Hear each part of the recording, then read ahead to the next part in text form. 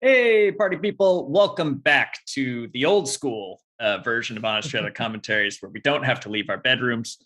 Do not be alarmed. This is just a temporary thing because what would we call it? We call it tangentially COVID related. People got COVID who live with people who work with us, and we're just waiting till we get the all clear to come back in. It's my roommate's fault. You could just say, well, it's Ryan's roommate. It's Ryan's roommate's fault. I'll name him first and last name. Look, I am all about the being careful. I just had to do that because I thought that I was exposed. And so I wound up missing some stuff last weekend. It's just about caring for other people, y'all. Yeah. It's just we were nice exposed to? We were exposed to Halo, the television series. I've had COVID and I've had Halo, and I'm not sure. Speaking of things that should have been quarantined. Yeah. Halo the series. No vaccine could save us. We watched this. We'll give you our behind the scenes thoughts. I'll go into detail. For those of you who sat through it with us, congratulations. You'll have a place to vent here. What's the opposite of congratulations? Condolences? Condolences, yeah. We'll do questions and comments, so keep those coming in the chat. We have some deleted scenes, and we'll tease you with next week's Honest Trailer at the very end. So, broad strokes, Halo. This show was cheeks. The show was ass cheeks, literally and figuratively. Booty butt cheeks, yes, through. It was. Look, I know that I'm okay with them changing things from the games and making it an adaptation, making it its own world and its own parallel universe. I just don't get why they changed what they did. It seems like they almost did it at random, or they started with a completely different template for a TV show, and then like the license for Halo just like dropped into their laps, and like, well, we'll make it fit. We'll make this like generic hero fantasy story about like the chosen one. Granted, the Master Chief is kind of that. Still, it was just a series of baffling choices for me that made it. You'd think would make it interesting to watch, but it didn't. What are you guys' overall take on Halo? Yeah, we were talking about this before we got on air. It just could have been anything. It could have been any show. Like this wasn't, to me, this didn't feel like a Halo show. And I was watching it and I was like, we're gonna get to the Halo-ness of this soon. Like every episode, I'm just like, it's coming. And at the end of the season, I'm like, they're setting it up for season 2. Season 2 is when it's gonna start to get really Halo-y. And it's like, I don't know if you have me for a season 2. Yeah, I'm surprised it just doesn't. I don't know that much about Halo lore. Like I've played the games, but usually multiplayer. So like for me, Halo is about like a bunch of Space Marines like jumping around corners as high as they can while they're shooting. So yeah, while children yell racial epithets at you. Yeah, like it's I don't. So I went in like, okay, I'm ready for whatever they've got in mind, as long as it feels like it captures the essence of Halo, which to me would be almost like, I was thinking it was going to be more like a show. Like they got missions, they're a team, we're getting an overall story about how the Spartan program fits in and the overall war, but I sort of thought there'd be more of that. And then you see the pilot, they obviously change a lot, but there is a battle in it. So I was watching this like week to week on Paramount Plus in real time, and after that I thought, okay, fans might be upset because they're obviously changing a bunch of stuff, Master Chief showing his face and whatever, but as long as they get the combat right and they make it feel like the action scenes are hitting, I felt like people would go with it. And then there's like 5 episodes in a row with no action.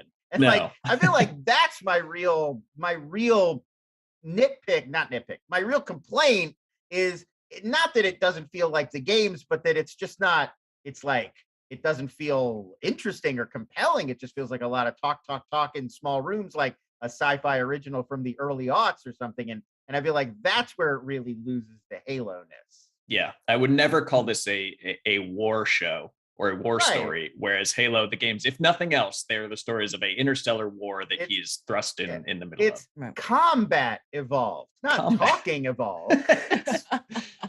All right, well, let's, lots more to say, but let's start and stop as we go for our honest trailer of Hello, the show. Oh, Halo. Hola. Good start title, I didn't think.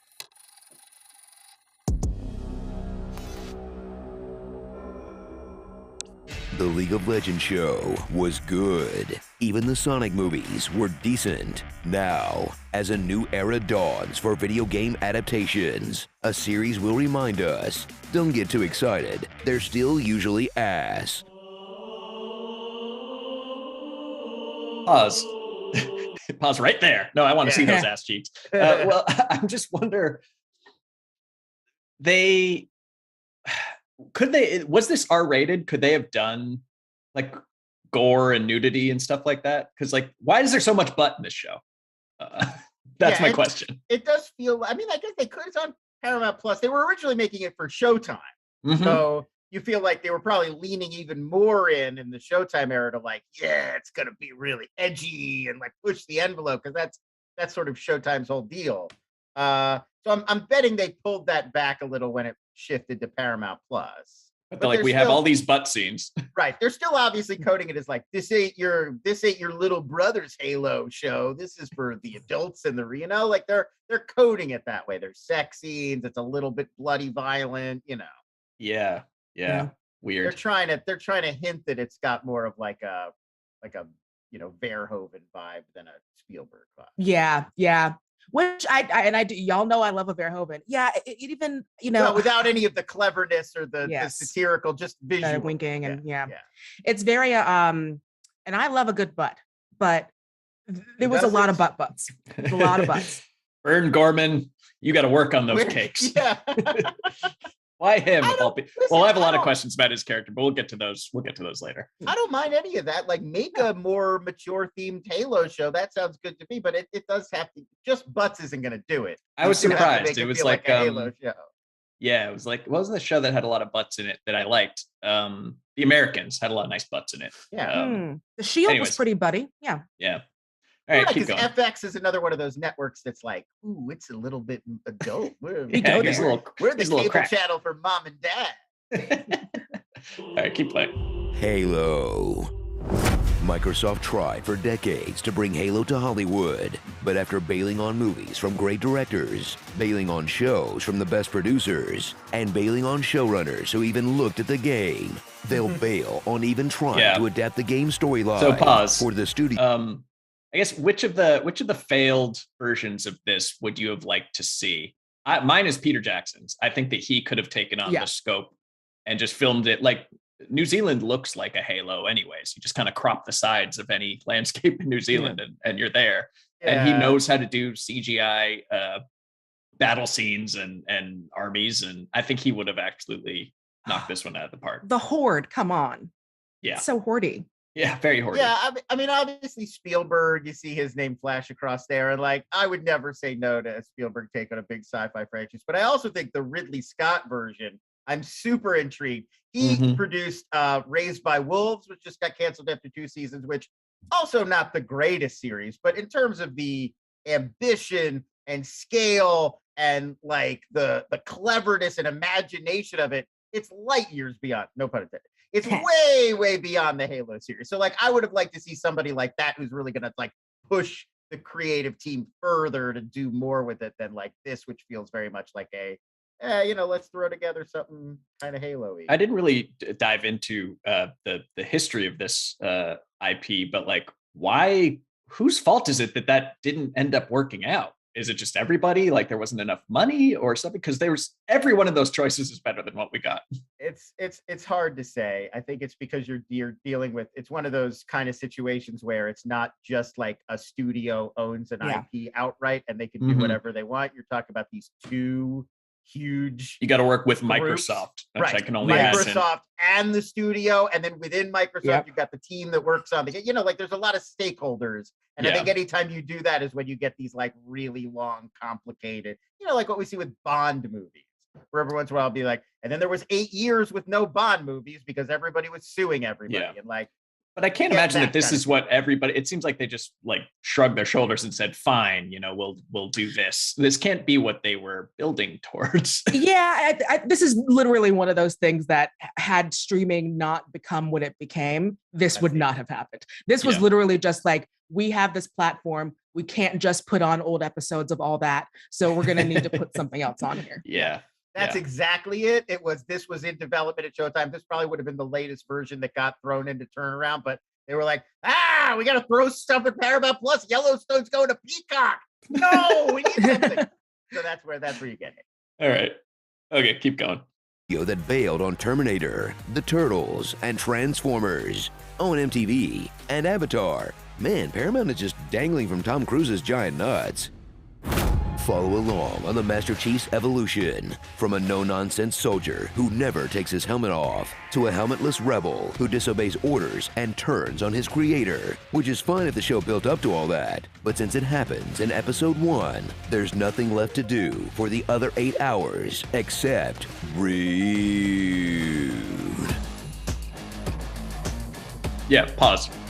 I think this is the core weakness of the show, is that not that they make Master Chief, against his character that we're used to, or that they have him crack jokes or learn to feel or fight the USMC or anything. It's that he makes every significant choice in episode 1. And then the other 8 is him kind of waffling and sort of regretting, but finding his own way.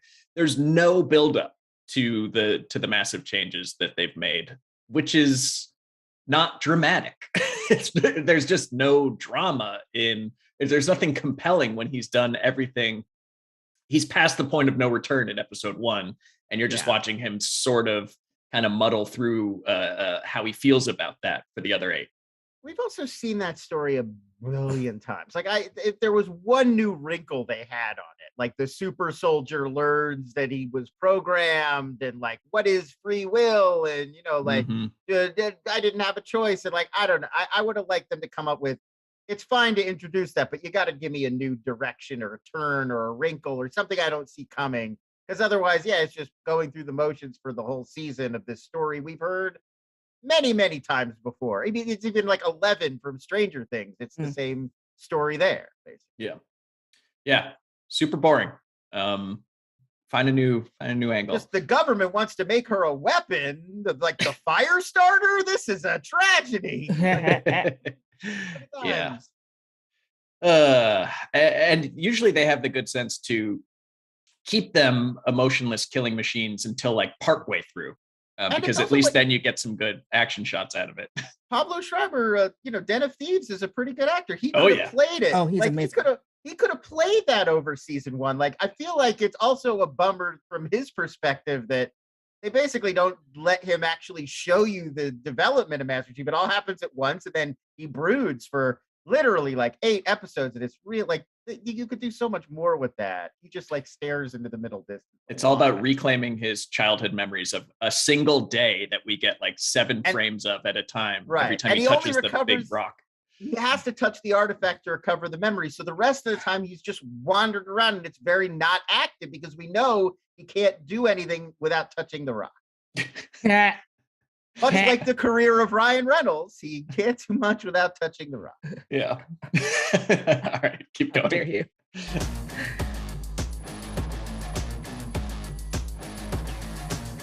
To be fair, you can't write a whole series about an honorable space warrior whose face you never see. Twice. You couldn't do that twice. But Chief's not alone. Meet a Team Slayer's worth of characters, like Quan, a girl with a backstory as tragic as her haircut. Soren, who runs a libertarian hideout functional enough to make churros? Got any good churros today? Yes, it's hot. All right, give me half a dozen. Now that's sci-fi. Dr. Halsey, a character based on the showrunner, in that she doesn't care what people think about her work, and she's ruined a bunch of childhoods. Miranda Keyes, a strong woman of color who won't be denied her place as the USMC's next Joseph Mengele. Other Spartans like Kai 125, who follow Chief's lead. There's 2 things that they set up and never really dug into in a very bizarre way. One is Quan, and they really set up, it's going to be like Lone Wolf and Cub, like Quan's going to help Master Chief open up, and they're going to go on adventures together. He drops her off at daycare, at Libertarian daycare. Yeah. Never do that, by the way. And then they split up for the rest of the show. And there's not even an indication, like they're not even looking for each other. It's not like these two characters are being drawn back together narratively and they're just like pushing that off to season 2. It's basically like, well, they'll never meet again. On to further Haloing. Yeah. And the other thing that the first 2 episodes do, which are never followed up on, and it relates to Keyes, or I guess the Keyes family, is they set up that the USMC is, a tyrannical, ruthless, murderous killer, juggernaut of an empire that's willing to mow down teenage girls, and they're just there to extract as much resources and move on. And that's never questioned or spoken about again, really. It's like, it's still just as evil at the end as in the first 2 episodes when Master Chief is like, whoa, really? That's messed up. But like, the show opens, the conflict is between the USNC and the colonists. Like it's this rift within humanity, and then the Covenant are just like this external threat. But then after the pilot, we basically forget about the colonists almost entirely plot-wise, and it's just about humanity versus this evil theocratic alien menace. Right. So I'm assuming again that they're kicking that can down the road, and season 2 will bring back that conflict. And we've certainly seen that there are like bad apples within USNC, but season 1 almost suggests like at core it's made up of mostly good people, and there's just like there's it seems like institutionally that they're just like they're evil as an idea, right. and then we're supposed to cheer for her when she gets a promotion. Like, okay, everyone now you're in charge of harvesting babies. Like, you broke that ceiling. One person. By the end of the season, you'd be forgiven for thinking that Dr. Halsey was the bad guy, and everyone else in UNSC is pretty good. No, she was doing everything in secret. They were running the child murdering farms, and right, but I mean, like, but you never really like everybody. There's no bad characters in UNSC other than Natasha Mikołaj. Like, she's the only one. Yeah, everybody else is like nice. So how are we supposed to see this as like an evil? It would be like if the Empire, like the Emperor, was bad, but everybody else was like, well, we're just trying to run this Death Star the best we can. I guess we should, it's like below decks. You really want to kill the entire planet of Alderaan? That seems extreme. Maybe we should talk to Palpatine. Yeah, really, some real narrative dissonance there. I found when they were like, we're really just gonna spend time with all these like the Third Reich functionaries that are but they're really good at heart. But they're all protagonists except literally one of them. Yeah. Well, it's one bad person in this entire universe. Yeah. Okay. And it was so funny how she's well-meaning. She's just amoral. She just goes about it the wrong way, but her heart's in the right place. But she's well-meaning. Like, even she wants to do good. I mean, I guess it's like you can only have they were only like 3 people in the entire galaxy in this show, and Halsey's one of them. Gorman is bad, but he's always bad. But they had to make her so smart and have her do so many things because they just didn't have enough characters on the show, that she's in charge of Cortana, she's in charge of human cloning, she's in charge of the Spartan program, she's in charge of the entire USMC's like science division. It was just like Dr. Keyes are the only 2 people who know science in the entire universe. A very advanced technological version of humanity with 2 scientists. Yeah, where does she find the time? I don't know. It just added to she leaned in. She just leaned in. They're not even in the same fields of science. She's making like computer science advancements and cloning research, and like it just adds to the like. It's clearly they spent a lot of money, and yet it feels small because this whole thing is about maybe 4 or 5 main characters. Right. What was her major? Who was really like a what? Everything. Science. Everything. Science. All right, keep going. Lead by literally pulling the emotions out of her butt. McKee, the most consistently shocked character in TV history. What?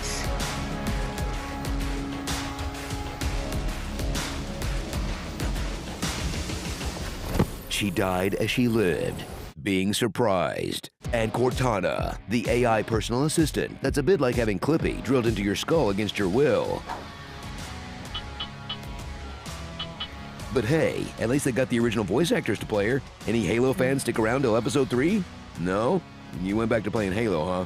Well, I didn't have that option. Since 2001, gamers have been dreaming of what Halo would look like in live action. That day has finally come. But it looks like 2001 is when they stopped improving the graphics, with just 3 goofy-looking battle scenes spread across 9 hours, and nothing for Halo's core fans to enjoy in between, except that move where you swap guns with a Marine. Yeah, the pause. world's shortest warthog. We'll just take a moment. I know they've already been piled on, but that tweet that was like, say what you will about the Halo series, but this is the action scene like we've all been dreaming of. Okay. If it doesn't look better than the game, why are we here? Yeah, it has that problem that a lot of the early, like when they first started to replace humans on screen in action scenes with like digital stuntmen. Oh, like, yeah. I love Blade 2. This is not a knock on Guillermo, but Blade 2 had a little bit of that where it's like they just kind of look rubbery, like they weren't perfect at capturing like how humans move in space yet. Yeah. So you would get like a digital stuntman, they're like their limbs are a little loose. It just doesn't quite look like how a person moves. And this has that problem a lot.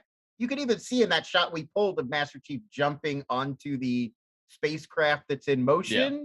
It just kind of like you can. I mean, I don't expect them to do that practically, but Master Chief. No, I don't expect them to do it practically, but it's just like the effects look like a previous generation. But I'm saying for some of it, like if it's a fight between Master Chief and one of the alien elite guards or whatever, you can do that practically. They both are human shaped and sized, and you can shoot that. You can make that like in a camera. suit. Yeah, they're both in suits. I don't think there's any suit aliens in this. I think every alien is like totally a digital creation. I think. Yeah. I don't think I saw a practical suit. No.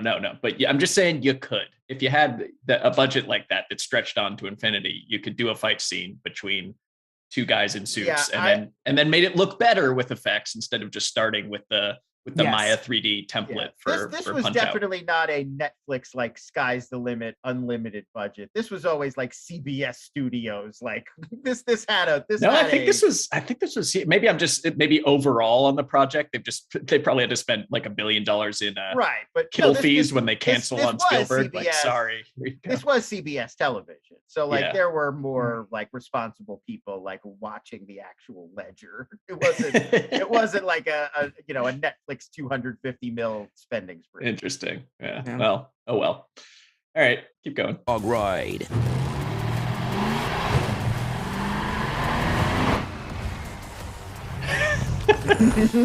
That's it. That thing, like, where yes! the story only moves No! forward when Chief touches a big alien MacGuffin.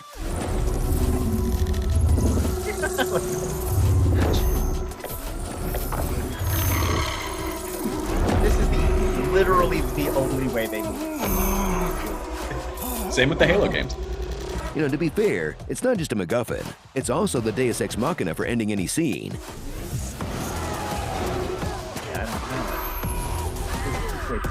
Yeah, pause just briefly. Touching it at one point makes a ship stop working, and then at another point makes the exact same ship start working again. So it's really just whatever you want. Make your dreams come true. Make a wish and then touch them. It's the wishing rock from Wonder Woman from 1980. They're right.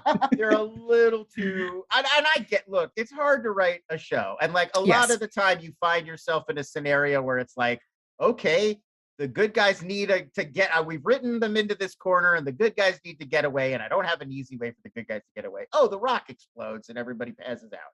But like, you can only do that so many times. Like, and like, look, that's how writing works. I get it. But like, you can only do that so many times before it starts to like become obvious that that's what you're doing. They're going to touch the rock. It's going to explode. Everyone's going to pass out. I think they lean on that, like people that don't need to pass out, and they'll get away. I think they lean on that like 1 or 2 times too many, to where it's like, well, she's just going to touch the rock, and then she's going to get to run out of it. And like, yep, sure enough, touch the rock. I just think you save the rock touching until last. You know? Yeah. Which is also in Kevin Hart's contract. How dare you? I'm All right, keep going. I love you. We really could have used this when Cortana was watching Master Chief have sex. Do you think he's teabagging? Fear the Covenant, a horrifying glimpse of what would happen if the Star Wars Trade Federation found religion, who live inside a big floating mushroom tip, and have a generic evil plan to activate the mysterious Halo. But since they spend the whole season looking for the Halo, we only get a tiny glimpse of the Halo. And even then, they're pretty vague about why they want a Halo. Meaning, if you wanted a show set on Halo, you can probably just start with Season 2 of Halo, now with bits of actual Halo. Halo is an adaptation that takes creative license with the source material. Paramount Global and 343 Industries do not promise Halo will appear in Halo Season 2. Viewers who demand to see a deadly hidden ring are encouraged to look at their own buttholes.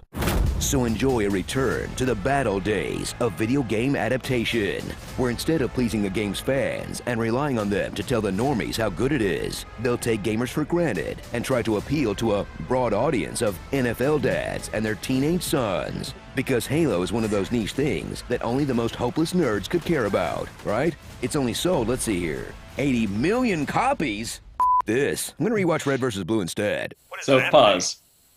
I understand, like, either if the narrative is so thin that there's nothing there, I understand the Mario Brothers movie more than I understand this, because there's not much there. It's just they're a plumber, they jump on the head. If you were like, hey, it's the early 90s, I want you to make the Mushroom Kingdom in live action, you'd be like, what about if it's just a city and there's mushrooms growing? Like, right. You know, like you just had, like, it's the Masters of the Universe thing. It's not like they didn't want to do Eternia. They just like, we can't afford it. How about the parking lot behind this chicken restaurant? Yeah. And I think now the lights are out. And I think, like, you know, but you don't have to do that with Halo, the series. Like, I don't know. Yeah, and I also understand. So I understand if the video game doesn't have much of a story, and I also understand if it's a more niche title for an adaptation, like Prince of Persia. You're like, okay, people maybe didn't sell a bazillion copies. We'll start from the beginning. We'll tell our own tale of Jake Gyllenhaal, the Prince of Persia. You know, Persian film star Jake Gyllenhaal. But Halo is a narratively driven game, and more than like a third of the United States has played it. So just start there. Just start there. You don't have to stick to it, but just like don't run away from that, because it's huge and it's got a story. I was saying before, like, I don't really think you need to follow the storyline of the games so clearly, but like I the do, setting. It just needs to have a Halo vibe and aesthetic. Like, you could make a show that doesn't have the same story, but if it was about the Spartans and they've got missions and they're fighting the Covenant, and these episodes and their missions and the things that they're doing resemble the kinds of things they do in the games, I think that would have been totally good enough. And you can make the specifics of the narrative and how things unfold different. But if you're like, what if we forget about all the combat and the action and we make it this like thriller about who controls reclaiming his childhood, the nature of free will and duty, and like nobody cares. Like, what are you doing? Like, that's not what Halo is. At least with Captain Marvel, we got to watch a little girl fall down a bunch. That's right. You know? That's right. Could use more Quan falling down. She falls down some, just not enough. Yeah, she has a couple falls. A couple good ones. All right, let's wrap this up. What is that thing? What thing? There's something on your head. What? Is it a spider? Get it off! Or it's like a blue thing. Like a blue spider? Son of a... Starring Master Bait, Blue's Clues, Cerebral Halsey, McKee's Nuts, Femshep. She comes from the planet Madrigal. I used to be a Spartan like you. Then I took a griddle to the arm. Burn Gorman. Once again, his real name is Burn Gorman. And Starry Krishnas. Board of the Ring. Oh, right. I forgot. Quan is actually part of an ancient bloodline destined to protect a mysterious portal hidden by a white dreadlock tribe at the bottom of a well. It doesn't matter at all in the show, but, well, now you know. And knowing is half the runtime. Yeah. Unbelievable that there were entire episodes dedicated to Quan and Soren finding out, trying to liberate her hometown from the Quisling Burn Gorman, and what it amounted to was that she found out that she's like a Luke Skywalker type. She's very Luke Skywalker. That was something you had in your notes, right, Lon? She's like a desert kid who's it's a very It's another, like, it's a chosen one narrative within another chosen one narrative. We've got multiple layers. You have three chosen ones. It's a chosen a lot of throuple chosen ones with Master Chief, McKee, and Shoducken? Yeah, it's all chosen ones all the way down. Yeah. And it's just not only is it like repetitive in that there's two other there's chosen twos, is that again, it undermines all of the political conflict that they set up in the first two episodes of like, your father is resisting the USMC because you're an exploited colony and you're fighting for your rights and you want freedom from this oppressive regime. No, actually, he fell at the bottom of a well, and some mystic people told him that this was his birthright and he is the magic keeper of the hole, and that's why he's resisting, not because of any kind of exploitation happening. It's gabagool. It's just unnecessarily complicated, and immediately. We saw from Game of Thrones too the balancing of like fantasy, magic, enchantment stuff, and like real world, political, historically inspired. Like it's easy to go back and forth. It's hard to blend. Like it's hard to bring those two worlds together because the more realistic political storylines naturally reject and then we solve it with a spell, and and I feel like Game of Thrones didn't always figure this out well. This show does not figure it out at all. They do not do a good job of balancing those two aspects of it. And they basically, by episode 3, the political stuff is like, forget it. Yeah, we got aliens to look for something else. I will say I did like the design and the look of Bokeem Woodbine's like asteroid colony, where it's like a bunch of asteroids together, strung together, that they've colonized, and like they've strung these like train cars between them. It's a very cool design. It kind of reminded me of the Mars colony in Total Recall. In that, like, it's futuristic, but it's also gross and disgusting and like an 80s, like ruined city kind of look. So that we did have a whole subplot about who rules the ruined city with no rules. And I almost feel like that's a more interesting show. I feel like I've seen less about ruined future city on an asteroid and like people squabbling about who get to control it than the Halo stuff. Yeah. What we haven't seen is deleted scenes. Let's see if we cut anything out of this. Starring Putty, Universal Soldier, Pornstash, is that you? Quippy, Dr. Science, MD, Mars Needs Moms, Abduct Dynasty, Hey McKee, you're so fine, Blessed Side Story, the glass cage of emotion, IOY 143, Wrath of Quan, Stop Looking at Me Quan, Snorin, First Person Looter, Vladimir Putin, and Literal Dickheads, Starship Poopers, Ass Effect, Star Wars Visions, not another Halo series. Well, there you go. A lot of butt jokes in this one. Yeah, but that's the show they gave us. They must be making a Mass Effect show, right? Yeah. That Netflix, I think, is Netflix or Amazon. One of those. All right. Well, hopefully they got a good sense of what not to do. What else do we do in this show? Oh, questions. It's Amazon. Amazon is working on the Mass Effect. Nice. Let's see. Adam Hulbert. It's kind of a check-in on Neil Blomkamp. Is he still a great director? His last movie, Demonic, was so bad I gave up getting excited for the District 9 sequel.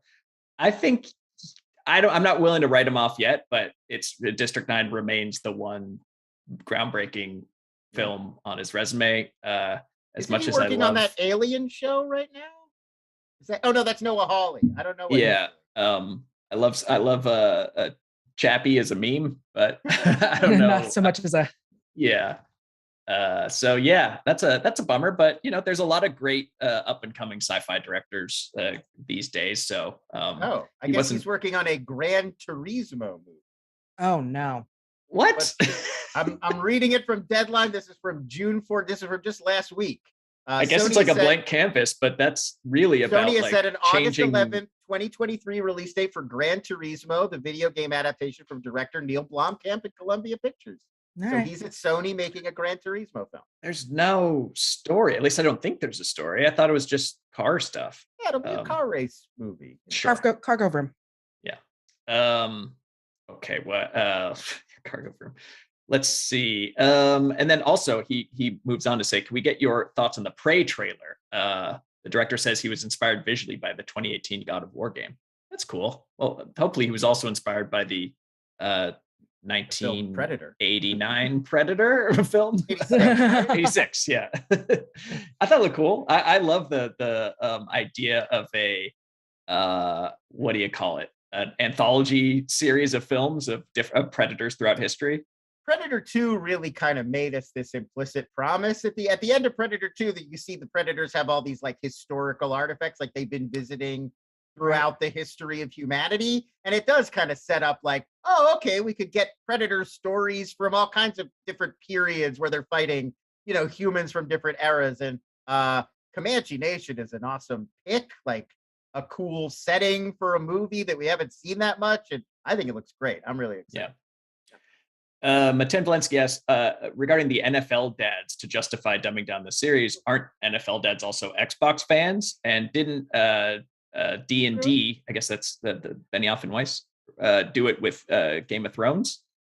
Yeah, that's again what's baffling to me is like you already clearly had a series that has been played in one form or another from everybody from people in their 40s to young teenagers. They've all played a Halo game. So your work's been done for you. Don't really overthink it. That would be my note. I don't understand them being like, a dad's never going to get a Halo show, a war story in space. Dads don't like war stories. It feels very like 90s thinking. Like it just feels like a network TV level decision where it's like, look, a TV show, you've got characters who you get to know and we see their faces and they have personalities. But we're so far into the peak TV era. People have done all kinds of experimental, weird, different things with shows. Like, at least try it. It seems weird to be like, you could never make a show that feels like Halo that people would watch. Like, of course you could. Yeah. Like, And have. And yes, D&D is. I've honestly lost my mind as far as Game of Thrones goes. D&D, those are the showrunners of Game of Thrones. Yeah, right? D.B. Weiss and David Benioff. Yeah, I knew they had D names, a couple of Ds. And I think that, yes, they did dumb it down, but I think for different reasons. It's because they ran out of roadmap.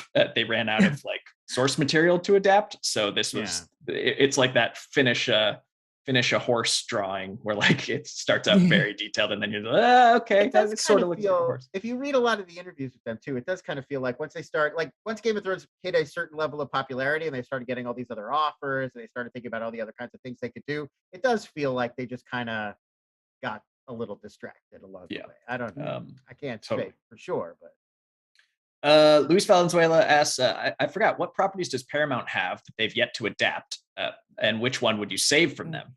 That they've yet to adapt, I'm not sure, but I know that they've got not a ton. They don't have the strongest track record with what they have. Like Star Trek, film-wise, Star Trek is done, or they can't seem to get it. Going okay, again. I got a list. We got Beverly Hills Cop is them. Never need to see that again. No, I mean, it's great. That's why. Crocodile Dundee. Never need to see that again. Good on Jimmy that. Neutron. This is telling me. Sure.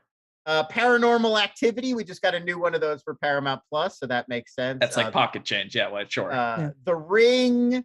Spy Kids, which is coming back. They could do another Spy Kids. Ninja Turtles, which we mentioned.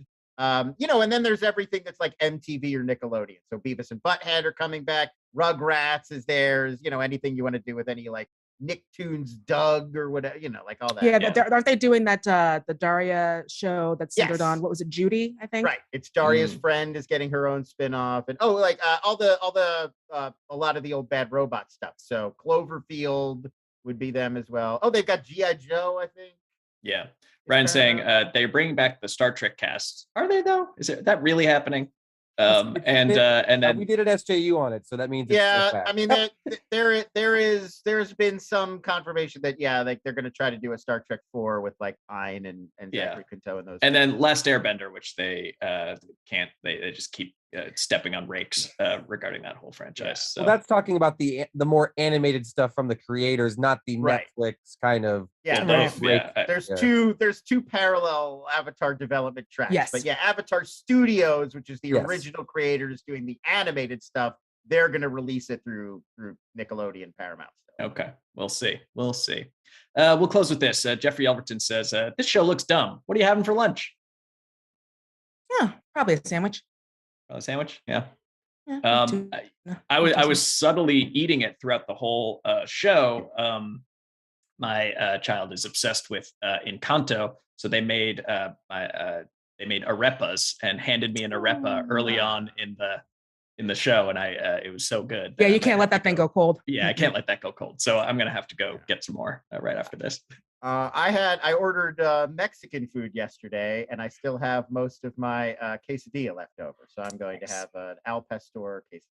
Beautiful and worthy of a discussion about Halo is what we're having for lunch. Let's move on, shall we, to next week. A show as well. A better show, I would say. A better show with some sci-fi fantasy elements that I think is, after this, fantastic. A great palate cleanser. I mean, you don't need to tell them our honest trailer for next week. There you go. There's your clue. We'll see y'all then, hopefully in studio. We plan on it. Let's all go to the studio next week. You, the viewers, we have seating for 7. All right, we'll see you then. Thanks for watching. Bye-bye.